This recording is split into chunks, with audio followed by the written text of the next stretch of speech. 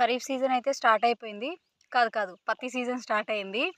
అయితే ఈ సీజన్‌లో చాలామంది మా ఏరియాలో పత్తేస్తారనమాట.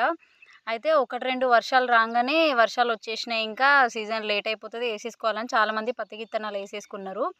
తర్వాత ఏమైందంటే మళ్ళీ కొన్ని డేస్ వరకి వర్షాలు రాలేదు. దానివల్ల చాలామంది అంటే వాటర్ ఫెసిలిటీ ఉన్నవాళ్ళు స్ప్రింక్లర్ అట్లా ఇచ్చుకొని జర్మినేషన్ వచ్చేటట్లు చేసుకున్నారు. కొంతమంది వాటర్ తక్కువ ఉన్న వాళ్ళు ఇవ్వలేని వాళ్ళదేమైందంటే గింజలనేవి మొలకెత్తలేదు. లోపలనే హీట్‌కి మొత్తం మురిగిపోయినాయన్నమాట. వాళ్ళు మళ్ళీ ఇప్పుడు దున్నిచ్చి మళ్ళా సీడ్స్ ఏసుకోవాలి. అట్లా సీడ్ కాస్ట్, లేబర్ కాస్ట్ అట్లా ఇన్వెస్ట్‌మెంట్ అనేది డబుల్ అయితదనమాట. అయితే కొంచెం వర్షాలు మంచిగొచ్చి స్టేబుల్ అయిన తర్వాత ఏసుకుంటే ఏమైతదంటే వాటర్ ఫెసిలిటీ లేనప్పుడు, అప్పుడు మనకి ఇన్వెస్ట్‌మెంట్ అనేది ఫస్ట్ దాంతోనే మనకి వర్షం మంచిగొచ్చి జర్మినేషన్ అనేది అయితది. నేలలో తేమ అనేది మంచిగున్నప్పుడు ఏసుకుంటే బెటరు. మేము మే ఎండింగ్‌లో ఏసినాము. మావి